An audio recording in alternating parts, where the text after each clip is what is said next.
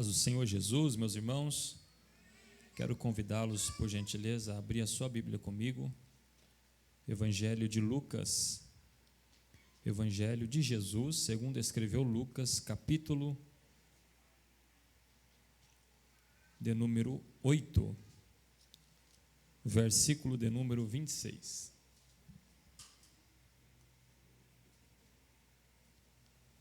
Lucas, capítulo 8, versículo de número 26.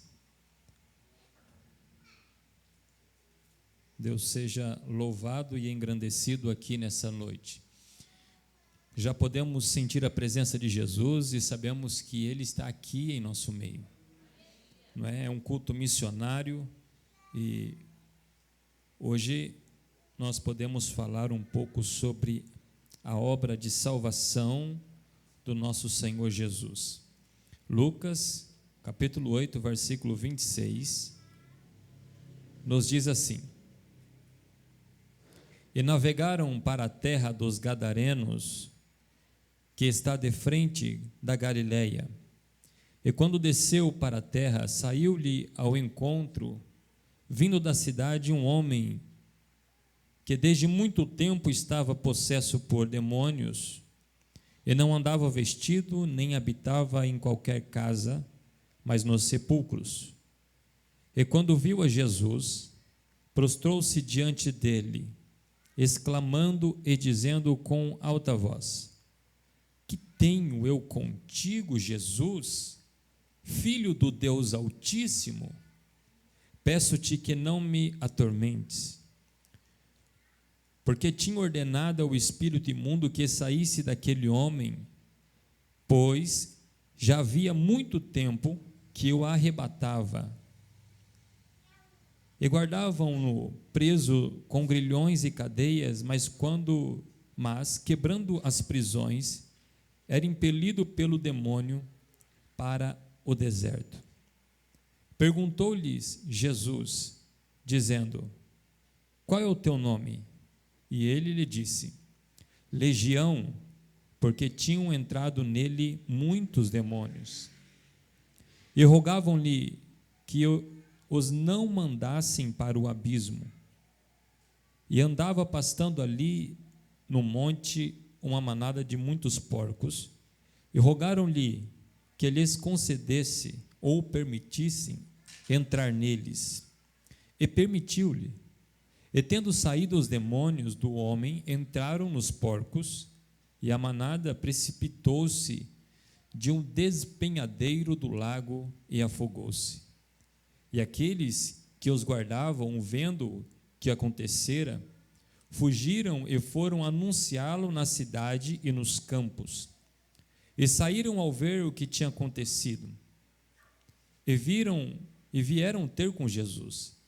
E acharam então um homem de quem havia saído os demônios, vestido e em seu juízo, assentado aos pés de Jesus, e temeram. E os que tinham visto contaram-lhe também como fora salvo aquele endemoniado. E toda a multidão da terra dos Gadarenos ao redor lhe rogou que se retirasse deles, porque estavam possuídos de grande temor. E entrando ele no barco, voltou. E aquele homem de quem havia saído os demônios rogou-lhe que deixasse estar com ele. Mas Jesus o despediu, dizendo: Torne para a tua casa e conta quão grandes coisas te fez Deus. E ele foi apregoando por toda a cidade quão grandes coisas Jesus lhe tinha feito. Amém? Pode se assentar, meus irmãos, em nome de Jesus. Talvez você já ouviu a seguinte expressão: esse é um caso perdido. Essa expressão, caso perdido, é uma expressão muito dita, muito falada, e nós ligamos esta frase pesada a pessoas. Inclusive, essas pessoas pela qual nós estamos falando, encontra-se muitas vezes nos presídios, nas bocas de fumo, nos bares, nas baladas, nos botecos, no meio de amizades indecentes. E o triste é que às vezes esta frase é proveniente de parentes, amigos, colegas, vizinhos, amigos de faculdade, colegas de trabalho. Esse ou essa é um caso perdido. Você pode ter certeza que muitos policiais, bombeiros, pastores já ouviram esta frase. Se não falaram sobre mim, falaram para mim. Eu não sei se aqui hoje, ou aqueles que estão nos assistindo, já ouviram esta frase. Esse aí é um caso perdido, esse aí não tem jeito. Alguns até se atrevem a dizer assim: olha, nem Jesus muda essa pessoa. Esta frase mexeu muito com o meu coração quando eu estava lendo este texto, porque provavelmente já ouvimos isso. E o que é um caso perdido? São aquelas pessoas que foram desacreditadas pela família, amigos, conforme já havia dito, que julgaram pelas atitudes do próprio e que por diversas tentativas em ajudá-lo, orientá-lo, até mesmo às vezes aconselhá-lo, não teve nenhum resultado, apenas trazendo consigo frustrações e desapontamentos. Aí dizemos: esse aí não tem jeito não. Já falamos, já fizemos, já ajudamos, já estendemos as mãos, eu desacredito. Meus irmãos, eu não cito nomes para não expor a pessoa, mas dentro da minha própria família havia um caso que a gente considerava um caso perdido. Uma mãe entrou no mundo das drogas, afastou-se da filha, foi embora para longe, acabou com a saúde, vivia uma vida terrível, abandonou o marido, deixou outra filha lá, voltou para cá, vivia nas ruas, nas drogas, e todo mundo olha assim e fala: ah, essa aí ou esse aí não tem jeito não, é um caso perdido, não tem clínica de recuperação, não tem nada que possa fazer que resolva, essa pessoa já acabou, já deu para ela. Já falaram isso de você? Já falaram alguma coisa sobre você ou alguma coisa sobre os seus? Essa expressão ela fere, ela machuca, principalmente sobre quem estamos falando. Mas o mais lindo de tudo isso é que enquanto nós, e eu me coloco no contexto, julgamos como impossível esta causa, sabe o que eu acho lindo em Deus? É que Deus não tem no céu uma lata de lixo. Deu para você entender? Deus não caminha com uma lata de lixo do seu lado e Ele fala assim: realmente, esse aqui não tem jeito, eu vou descartá-lo. Eu vou descartar ela também, porque essa aqui se afundou nas drogas, não há nada que eu possa fazer por ele, nem por ela, nem por aquele. Meu irmão, para Deus tudo é possível. Para nós, a sociedade discrimina realmente, porque quando olhamos e pré-julgamos e até dizemos realmente não tem mais jeito, mas quando eu abro a minha Bíblia, na primeira carta de Paulo aos Coríntios, capítulo 1, versículo de número 27 e 28, a Bíblia vai dizer: mas Deus escolheu as coisas loucas do mundo para envergonhar as sábias. Deus escolheu as coisas fracas deste mundo para envergonhar as fortes. Ele escolheu as coisas insignificantes do mundo, as desprezíveis, as que não são, para confundir as que são. Porque para nós é um ser descartável, não tem mais jeito, mas de repente Jesus encontra aquela vida, Jesus transforma aquela vida, e todos nós começamos a ficar extremamente confundidos. Mas não era fulano de tal que estava mergulhado no vício, nas drogas, vivia como moribundo nas ruas, mas hoje está aí bonito, transformado, com um brilho diferente no rosto, com uma vida nova. Sabe quem pode fazer isso? Jesus. Jesus pode fazer isso. Porque quando eu olho para o Evangelho de Lucas, capítulo 8, a partir do versículo de número 26, eu estou vendo aqui um caso parecido como esse. Esse aí não tem mais jeito. Esse aí já fizemos de tudo.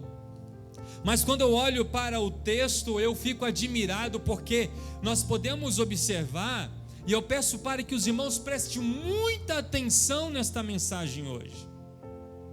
Porque Jesus tem coisas extraordinárias para revelar para nós. Casos impossíveis podem ser para o homem, para o médico, para o enfermeiro, para o cirurgião, mas não existe casos impossíveis para o Deus Todo-Poderoso. E este homem era considerado um caso impossível.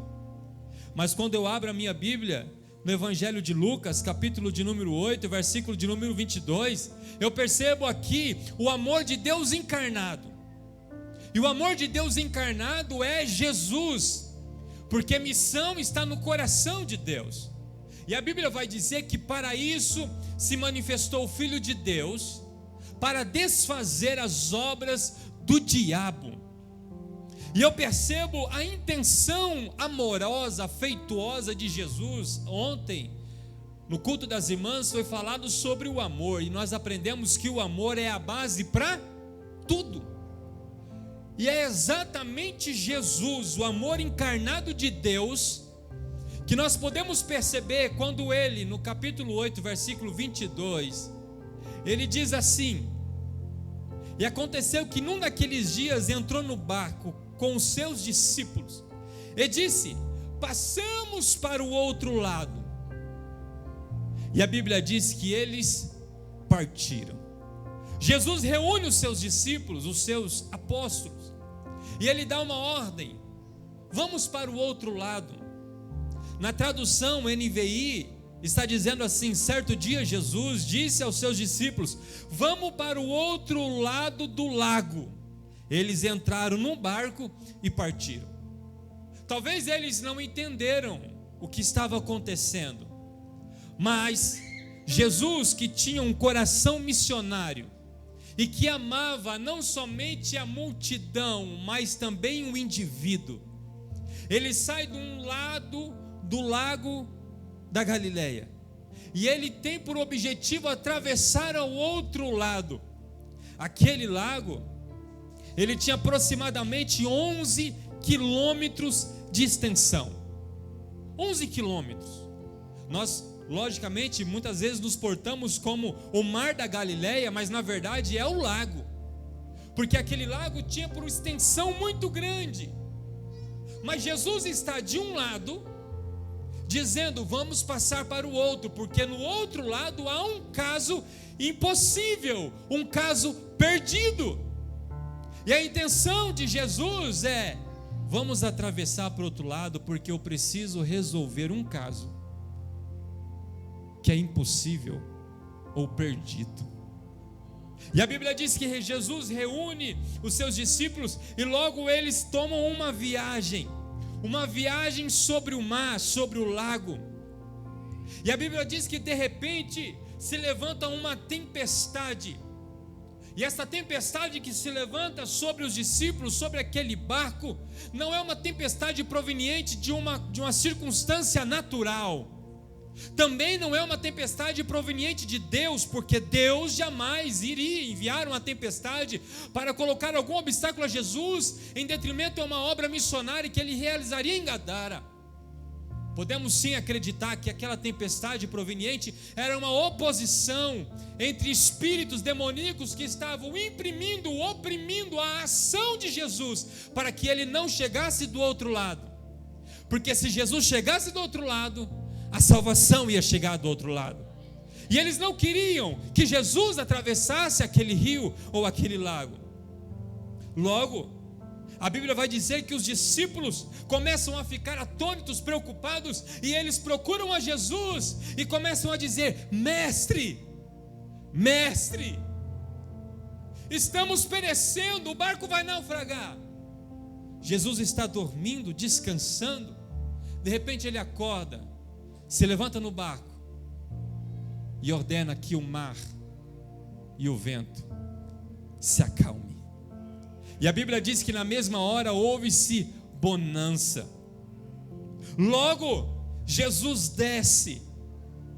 E quando nós percebemos que quando Jesus coloca o pé na praia ou na margem das províncias de Gadara, a Bíblia diz que vem ao seu encontro um homem possesso. A vida desse homem estava muito difícil, e agora eu peço para que você redobre a sua atenção, porque o que significa possesso? A palavra possesso significa utilizar, controlar, possessão da mente, refere-se a alarme, agitação, emoção, segurar com firmeza, incluir ou envolver, possuir uma propriedade, riqueza ou móveis. Possessão também refere-se a um laço de sangue, a casamento, amizade, agarrar, prender. Quando o texto está dizendo que aquele homem estava possesso, a Bíblia está dizendo que aquele homem estava sendo controlado, a sua mente. Ele estava sendo guiado, ele se tornou uma propriedade do diabo. O diabo e seus demônios estavam dizendo: esta vida agora é minha. Ele está possesso. É como um casamento, é como um imóvel. Quando você compra uma casa e quando você pega a chave da sua casa, o que você diz? Esta casa é minha. Quando você casa e no seu casamento tem lá registrado o meu nome e o meu sobrenome, no nome da minha esposa, agora Amanda Cristina Gomes da Rocha, isso significa que ela é a minha esposa. Possesso, a expressão possesso traz o sentido exatamente isso, como um laço familiar ou até mesmo um laço de sangue. A mãe, quando olha para o filho e você diz assim: este aqui é o meu filho, é a minha filha. Quando o texto está dizendo que ele estava possesso, o texto está dizendo que aqueles demônios estavam dizendo: esta alma é minha, eu domino a mente dele, eu domino a vida dele. E a Bíblia vai dizer que este homem, dominado por aqueles demônios, não se vestia, andava nu, sinal de humilhação, de exposição. A Bíblia diz que ele habitava mais nem em casas, mas sim em sepulcros. E naquele período os sepulcros não eram como hoje o cemitério que nós vamos na Avenida da Saudade, que é tudo planinho, 7 palmos para baixo da terra, que tem a plaquinha, que ali tem, cada um tem o seu lugarzinho. Não, naquela época os sepulcros eram feitos em cavernas. Então, ou seja, aquele homem possesso, que não tinha mais o domínio sobre a sua mente, nem sobre suas ações, porque, entenda o que eu estou querendo dizer, aqueles demônios tinham como propriedade a vida daquele homem, fazer com que ele não habitasse mais em casa. Sabe o que é andar em família? Ele não podia mais. Sabe o que é sentar para tomar um café? Ele não podia. Jantar, almoçar, ter algum relacionamento com pessoas normais, ou ser uma pessoa normal, ele não podia mais. O seu lar era o cemitério. Era lá que ele morava, era lá que ele habitava. E a Bíblia diz que o espírito imundo possuía a vida deste homem. Porque dentro do texto existem duas palavras que chamaram a minha atenção. A primeira palavra é no verso 27, quando o texto diz possesso, e eu trouxe exatamente o sentido da palavra possesso, que é tomar para si, controlar. Mas a segunda palavra que me chama muito a atenção, ela está no versículo de número 29, quando a Bíblia fala sobre apoderar ou arrebatar. Porque a primeira palavra possesso é uma coisa, mas arrebatar é outra. Porque quando aquele homem estava possesso, a sua mente estava dominada e ele fazia coisas que ele não queria. E a Bíblia vai dizer que ele andava errante pelo deserto, e quando não, os cidadãos de Gadara o entregavam aos soldados para que eles o prendessem, porque aquele homem estava colocando o terror através daqueles espíritos naquele povoado. E eles pegavam aquele homem e colocavam em cadeias, e dentro daquelas cadeias colocavam grilhões nos seus pés. Sabe o que é grilhões? São correntes que se amarravam aos pés. Mas o texto vai dizer que aqueles espíritos se apoderaram. E a expressão apoderar-se aqui significa tomar sem querer, com força. Aquele homem não queria estar naquela situação, mas de repente os espíritos se apoderavam daquele corpo e ele quebrava as correntes e as grilhões com as suas próprias mãos. O texto vai dizer que ele quebrava as cadeias, descia sobre ele uma força descomunal, que não era humana, mas era proveniente daqueles demônios que estavam sobre a vida dele, ao ponto que ele esmiuçava, quebrava os grilhões que amarravam os seus pés. Aquele homem nunca mais teve paz na vida. Aquele homem estava vivendo uma escuridão terrível na sua vida. O texto vai dizer que ele se feria com pedras. O diabo torturava, o diabo humilhava, o diabo fazia da vida deste homem um fantoche. Mas a minha Bíblia diz que a 11 quilômetros dali, do outro lado do lago da Galileia, Jesus disse: vamos passar para o outro lado, porque do outro lado há uma opressão, do outro lado há uma escravidão, do outro lado há uma humilhação, do outro lado há uma possessão, mas eu vou lá, eu vou resolver aquele caso impossível hoje. Oh, glória a Deus! E a Bíblia vai dizer que Jesus chegou do outro lado. E quando Jesus chega do outro lado, meus irmãos, eu acho lindo o texto, porque quando Jesus chega do outro lado, a primeira coisa que aquele homem possesso faz é vir ao encontro de Jesus. Ele veio ao encontro do Senhor Jesus. Preste muita atenção no texto. E a Bíblia diz que quando ele chega ao encontro de Jesus, ele dá um grito. E o grito daquele homem que estava querendo expressar a raiva ou o temor daqueles demônios, porque Jesus chegou naquele lugar. A Bíblia diz que ele grita e se prostra, clamando, dizendo em alta voz: o que tenho eu contigo? Jesus, Filho do Deus Altíssimo. Quando eu olho esse texto, os meus olhos se encantam, sabe por quê?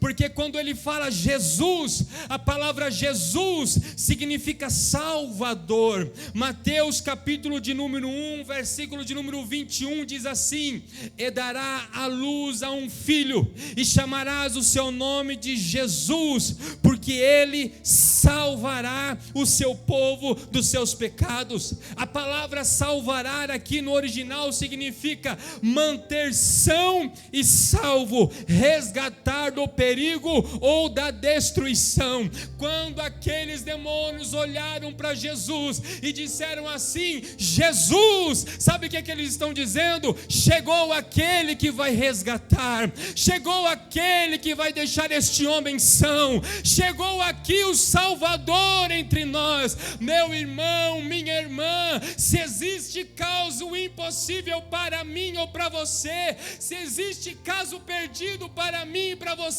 não existe para Jesus o Salvador. Ele é aquele que resgata, Ele é aquele que deixa o homem são, Ele é aquele que estava dizendo para aqueles demônios, através de sua presença: o seu império acabou, o seu tempo de tortura na vida deste homem acabou. Meu querido, minha querida, não existe nada mais poderoso do que Jesus, e Jesus está aqui nessa noite, o Deus Todo-Poderoso. Glória a Deus, glória a Deus, glória a Deus. E ele disse assim: o que tenho eu contigo, Jesus, Filho do Deus Altíssimo. A expressão Altíssimo aqui significa mais elevado, digníssimo, acima.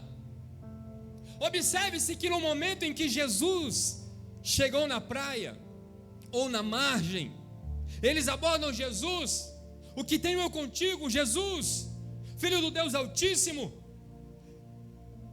Peço-te que não me atormentes, porque a Bíblia diz que Jesus já havia dito: sai dele. E aqueles demônios fazem pelo menos 3 pedidos para Jesus. E o texto vai dizer que Jesus olha para eles e pergunta: qual o teu nome? Mas na intenção de manifestar, na verdade, o que estava obscuro aos olhos humanos. E eles olham para Jesus e diz: Legião é o nosso nome, porque somos muitos.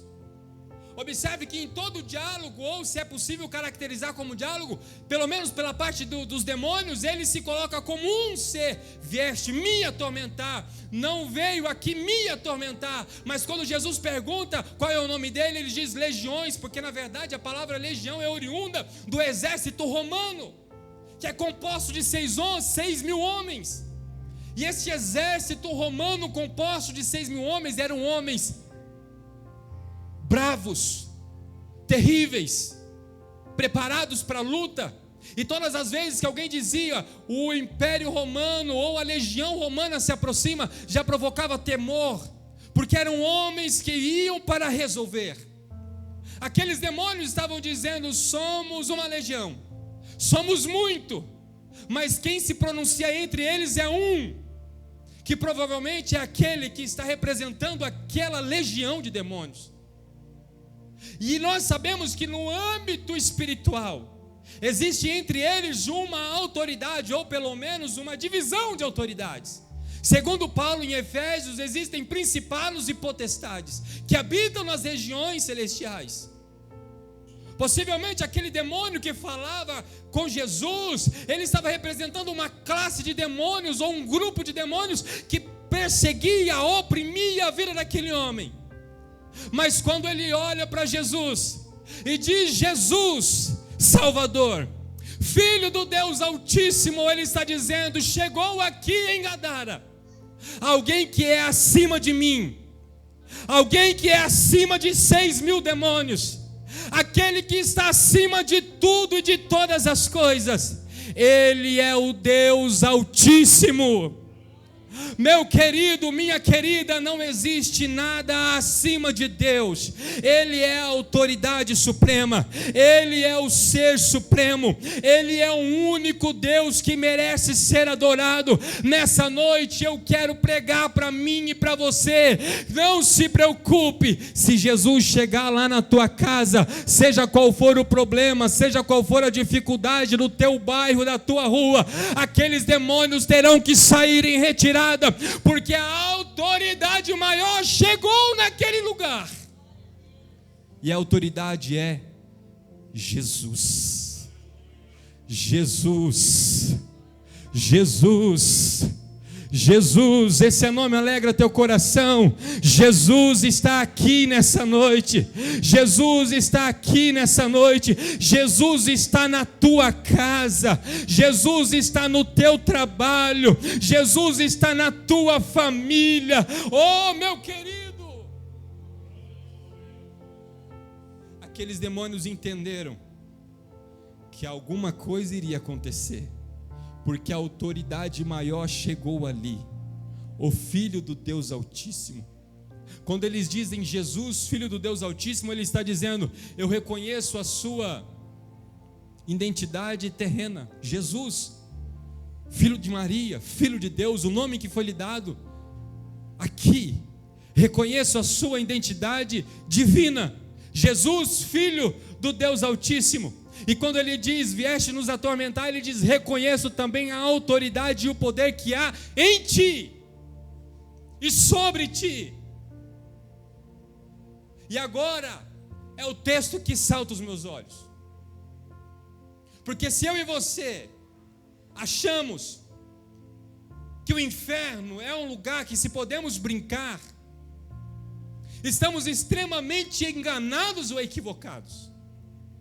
Porque um dos pedidos desses demônios era: vieste nos atormentar antes do tempo.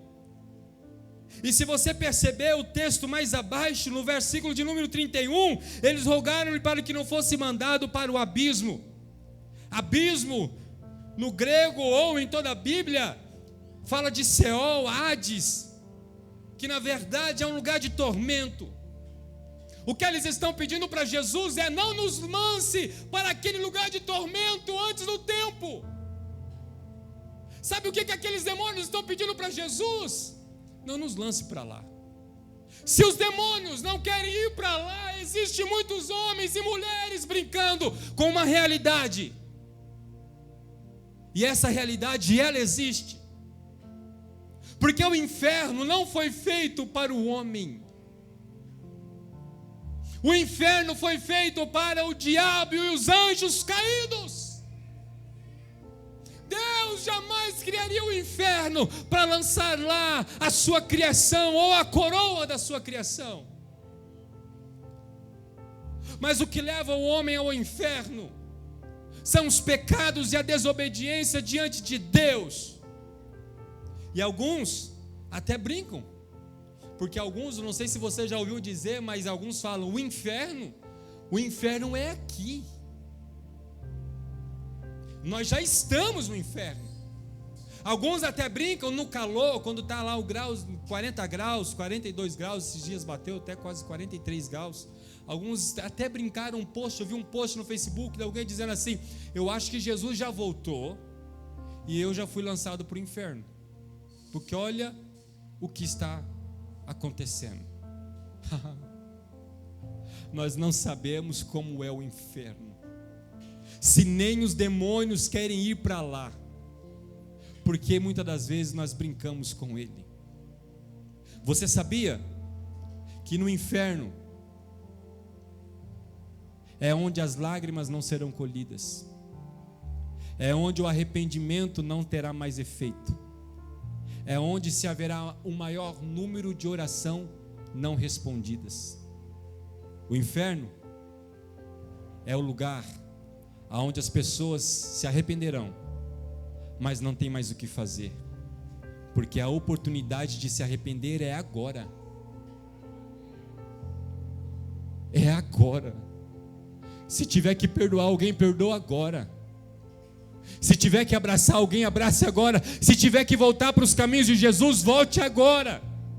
Eu vi um vídeo hoje de um certo pastor que saiu nas ruas perguntando para as pessoas a qual ele entrevistava, dizendo: se você tivesse 1 ano de vida, o que você faria? Se você tivesse 1 ano de vida, o que você faria? Algumas pessoas pararam e pensaram: se eu tivesse 1 ano de vida, eu ia curtir. Se eu tivesse 1 ano de vida, eu ia fazer tudo o que eu não fiz. Outros disseram: se eu tivesse 1 ano de vida, eu ia abraçar os meus entes queridos. Se eu tivesse 1 ano de vida, eu iria para os lugares onde eu não fui, eu comeria comida que eu não comi. Se eu tivesse 1 ano de vida, eu iria abraçar os meus parentes que estão longe. Se eu tivesse 1 ano de vida, eu ia pedir perdão para Deus de todos os meus pecados. E sabe o que aquele pastor falava no final de cada pergunta, de cada resposta? Ele dizia assim: se eu te disser que você não tem 1 ano de vida, porque na verdade você não sabe se você tem mais 1 hora de vida. Eu e você não sabemos se no término deste culto eu vou chegar na minha casa vivo, ou se eu vou terminar esta essa mensagem vivo.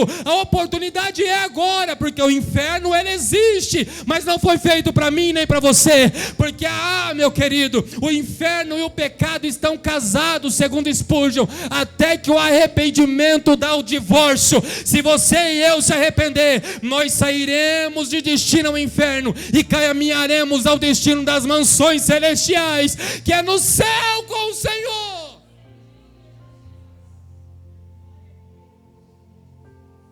Quando Lázaro e o rico estavam vivos, a Bíblia diz que o rico depositou no seu dinheiro o seu amor, mas de repente os dois morreram. Um foi para o Hades, o outro foi para o seio de Abraão.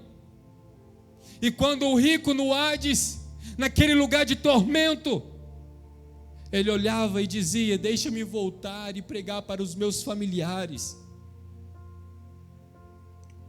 Mas não se pode mais voltar. A Bíblia diz que a ave, para onde ela tombar, ali ela ficará. É por isso que Deus, Ele não ama a morte do ímpio, mas o salmista vai dizer que na morte do justo Deus se alegra. Sabe por quê? Porque quando um justo morre, ou quando ele parte dessa vida, Deus está dizendo assim: é mais uma alma que virá para mim. Mas quando o ímpio morre sem Jesus, é mais uma alma que ficará sem Ele. E sabe qual é a frase que calou no meu coração? Escute isso, pelo amor de Deus. A frase que calou no meu coração quando eu estudava este texto é: sabe qual é a pior coisa do inferno? Você sabe qual é? É que Deus não estará lá. Deus não estará lá. É a eternidade sem Ele, é viver uma vida sem Ele. Mas aqueles que forem fiel até o fim, passará a vida eternamente com Deus no céu. Oh, glória a Deus. Você pode levantar a sua mão para o céu e glorificá-lo, porque há um céu preparado para mim e para você. Tão somente permaneça até o fim. E a Bíblia diz que naquele momento eles fazem o pedido: não nos lance ao abismo, nos permita então entrar nos porcos. E a Bíblia diz que Jesus lhe permitiu. E aqueles demônios possuíram aqueles porcos e lançaram ao abismo, se precipitaram no mar. E aqueles porcos, cerca de 2.000 porcos, morreram afogados. E os porqueiros que estavam vendo aquela cena saíram pelas cidades e aldeias dizendo: tem um homem na praia que expulsou o demônio. E os demônios entraram nos porcos, e os porcos se precipitaram no abismo, se lançaram no mar e estão todos mortos. E a Bíblia diz que todos se aproximaram para ver Jesus e chegaram atônitos, com medo. Mas sabe o que eu acho mais lindo? Que quando eles chegaram lá, a primeira coisa que eles viram, o homem vestido. Você não pode dar glória a Deus por isso? Em juízo. A palavra juízo aqui traz o sentido de saúde mental. Ele está agora assim, com a sua cabeça e consciência limpa, dizendo: eu estou liberto. Eu estou sentindo a presença de Jesus aqui, irmão. Eu estou liberto. E sabe onde ele estava? Aos pés de Jesus. Aos pés de Jesus tem libertação, aos pés de Jesus tem restauração, aos pés de Jesus tem transformação, aos pés de Jesus tem vida, aos pés de Jesus tem salvação. Eu não sei, você que está nos assistindo ou está presente aqui, eu te convido a vir aos pés de Jesus. E aquele homem estava aos pés de Jesus. Mas aquela multidão, vendo toda aquela cena, eles temeram, ficaram com medo. E sabe o que eles pediram para Jesus? Saia do nosso meio. E o que eu acho extraordinário é que quando eles fizeram um pedido, sabe o que Jesus fez? Jesus não quis falar assim, não, mas espera aí, eu expulsei o demônio que afligia a vida dele. Jesus não falou nada, Jesus não questionou. A Bíblia diz que Jesus entrou no barco e voltou. Jesus não é igual ao diabo, porque o diabo possui, toma, domina, mas Jesus dirige os nossos passos. O diabo entra sem pedir permissão. É por isso que em João 10:10 diz que ele é um ladrão, e o ladrão veio para roubar, matar e destruir. O ladrão te avisa quando ele vai, logicamente que eu entenda, tá? Ele não avisa a mim ou a você, ó, eu vou lá na tua casa te roubar hoje. Ele vem sem avisar. O diabo entra sem avisar e ele destrói. Mas a Bíblia diz que Jesus veio para dar vida, e vida com abundância. Vocês não me querem aqui? Eu vou embora. O medo deles expulsaram Jesus, porque sabe qual era o medo deles? Se ele continuar aqui, mais porcos se precipitarão do abismo. Então, eu prefiro os porcos do que a presença de Jesus. Eu prefiro os porcos do que a presença do Salvador. Eu prefiro um endemoniado tormentando a cidade. Eu prefiro alguém possesso aqui, que grilhões e cadeias não prendem, do que a presença desse Salvador aqui. Muitas das vezes nós estamos trocando a presença de Jesus por porcos. É ou não é? E sabe o que Jesus está dizendo? Se você não me quer aqui, eu vou embora. Porque eu não entro, destruo e arrebento a porta, eu bato.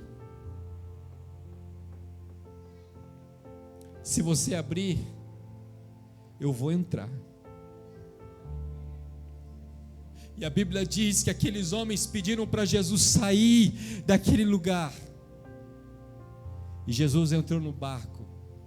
E quando Jesus estava entrando no barco, aquele endemoniado cujo nome não é citado, nem a sua idade, olha para Jesus em seu perfeito juízo, ou seja, com as suas faculdades mentais em ordem. Ele sabia o que ele estava pedindo. Ele estava com a sua mentalidade saudável.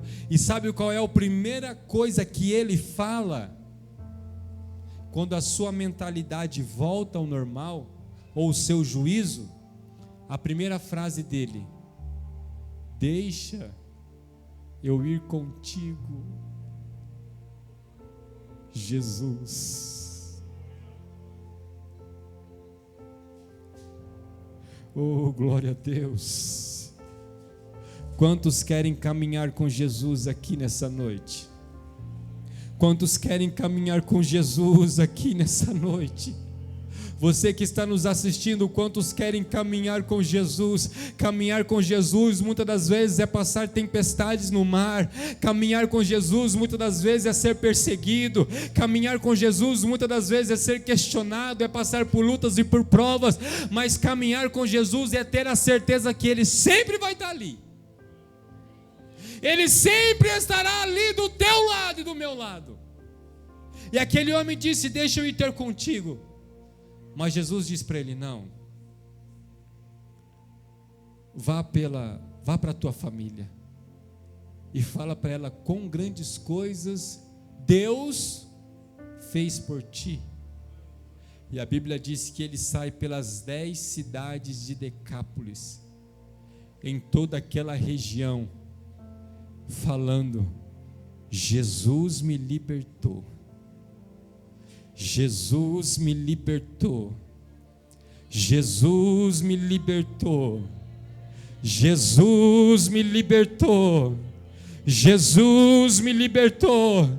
Eu profetizo em nome de Jesus que alguém da tua família vai dizer: Jesus me libertou. Jesus me libertou. Oh, glória a Deus! Aquele caso perdido vai sair por a cidade de Garça, aqui nesta igreja, dizendo: eu estava perdido nas drogas, no vício, na prostituição, mas Jesus foi lá na minha vida, tirou-me da opressão do diabo, e hoje eu estou aqui, servindo a Jesus, caminhando com Jesus, andando com Jesus, porque Jesus me libertou. Glória a Deus. Fique de pé nessa noite, meu querido e minha querida, em nome de Jesus. Eu não sei, só Deus sabe, mas a palavra de Deus, ela não volta vazia. Talvez o inimigo está oprimindo a sua vida, a sua família, mas no nome de Jesus, todo mal espiritual vai ser expelido hoje. E você vai ter paz na tua casa. Você vai ter paz na tua família. Oh, glória a Deus. Fecha os teus olhos em nome de Jesus. Pai, a tua palavra foi pregada. Deus, este caso perdido, que era o homem de Gadara, se encontrou com aquele que resolve todos os problemas, se encontrou com o Filho do Deus Altíssimo, o Deus que está acima de tudo e de todas as coisas, e aquele caso perdido teve a tua vida restaurada, a sua vida transformada. Senhor, em nome de Jesus, transforma a vida dos nossos irmãos, da família, daqueles que estão perdidos, Senhor, na minha família, aqueles que precisam, Senhor, da tua presença. Pai, em nome de Jesus, aqueles que porventura estarão nos assistindo, que talvez está se sentindo um caso perdido, mas a presença do Senhor pode restaurar, pode salvar, pode transformar, pode curar, pode libertar e pode garantir a passagem na entrada dos céus. Pai, em nome de Jesus, abençoe a tua igreja, e eu repreendo, Senhor, nessa noite, qualquer espírito de possessão, qualquer espírito demoníaco, seja repreendido no nome poderoso de Jesus, sobre o lar, sobre a casa, que esteja afligindo a vida de alguém aqui nesta noite, em nome de Jesus, com a autoridade que há sobre a nossa vida, nós te pedimos, Senhor, e te glorificamos para a glória do teu nome. Amém e amém. Pode se assentar, meu irmão, minha irmã, em nome de Jesus.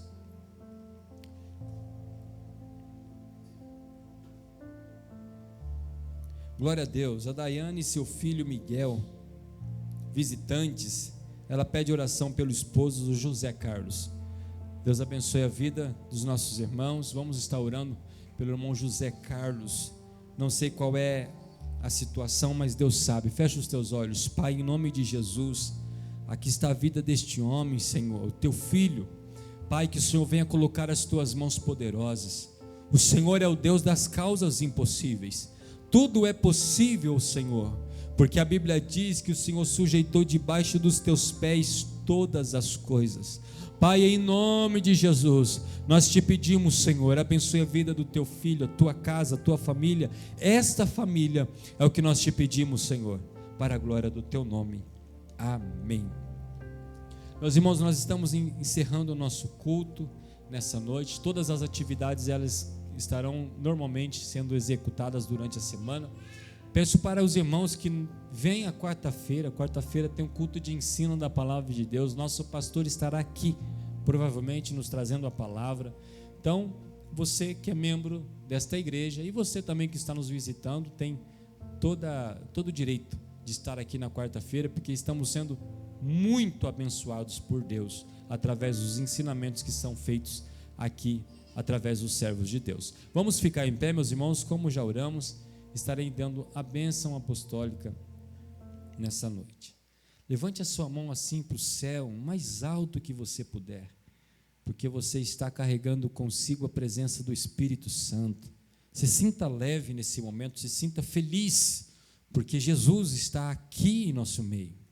Que o grande amor de Deus nosso Pai, que a graça do nosso Senhor e Salvador Jesus Cristo, e que a doce consolação do amado Espírito Santo seja com todos os nossos irmãos presentes em nome de Jesus. Amém. Terminado em nome de Jesus, meus irmãos. Amar e cuidar, essa é a nossa missão.